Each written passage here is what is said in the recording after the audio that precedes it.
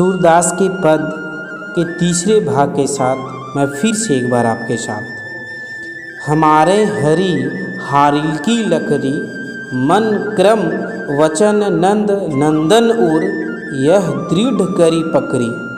जागत सोवत स्वप्न दिवस निसी, कान्ह कान्ह जकरी। सुनत लो जोग लागत है ऐसो, ज्यों करुई ककरी।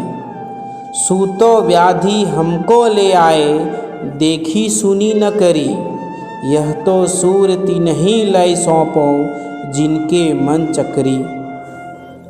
यहाँ कुछ शब्दार्थ हैं। लकड़ी का अर्थ होता है लकड़ी, ऊर का मतलब होता है हृदय, निशी का मतलब रात, दिवस का मतलब दिन, स्वप्न का मतलब स्वप्न देखना, करुई का मतलब कड़वी, व्याधि का मतलब रोग और चक्री का मतलब चक्र। अब इसके भावार्थ को देखते हैं। गोपियाँ कहती हैं कि कृष्ण तो उनके लिए हारिल पक्षी के पंजे में हमेशा रहने वाली लकड़ी के समान हो गए हैं। हारिल पक्षी अपने पंजे में हमेशा किसी लकड़ी को पकड़े ही रहता है। उसे लगता है कि वह इस लकड़ी को पकड़े रहने के कारण ही सुरक्षित रहेगा।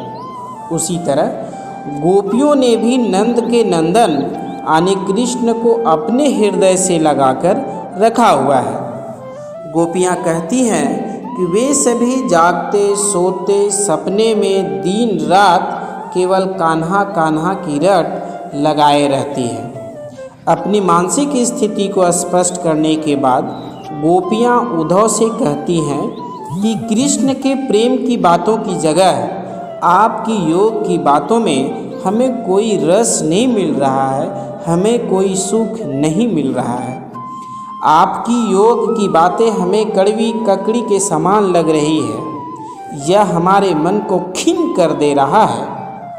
उद्धव के योग ज्ञान के खोखलेपन को सामने लाते हुए गोपियाँ उन्हें एक बीमारी की तरह बताती हैं।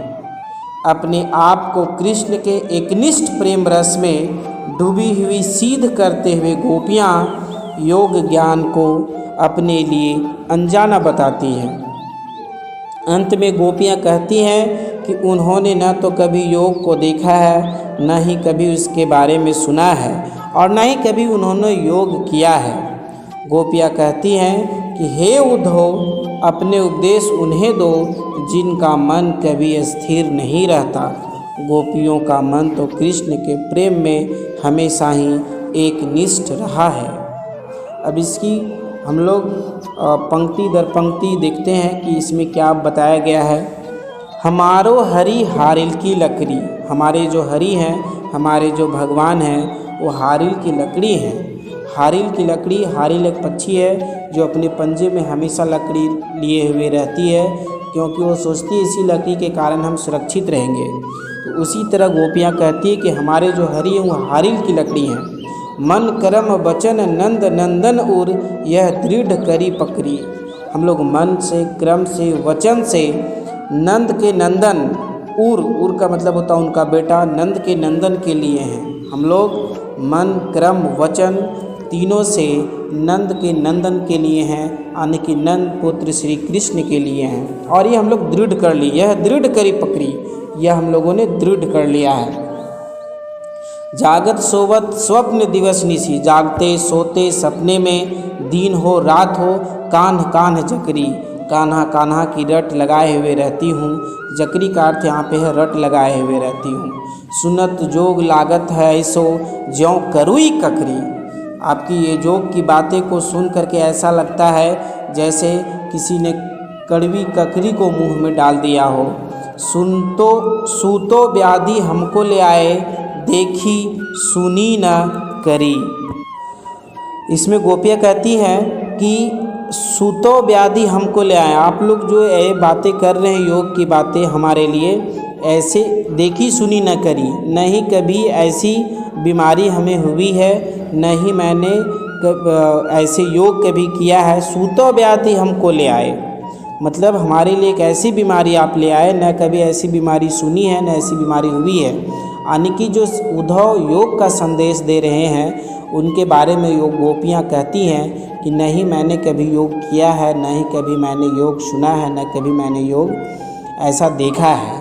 यह तो सुर तिन्हीं लाई सौंपो, ये तो आप उन्हीं लोगों को सौंप दे जिनके मन चक्री, जिनके मन में कोई और होते हैं, जिनका मन एकनिष्ठ नहीं होता है।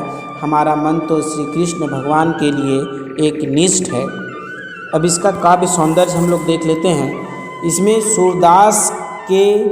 सूरदास ने कृष्ण के प्रति गोपियों के एकनिष्ठ प्रेम को बताया है। और ये जो पद है ब्रज भाषा में रचा गया है, अनुप्रास अलंकार उपमा अलंकार का प्रयोग है और गेयता के गुण से संपन्न है। धन्यवाद।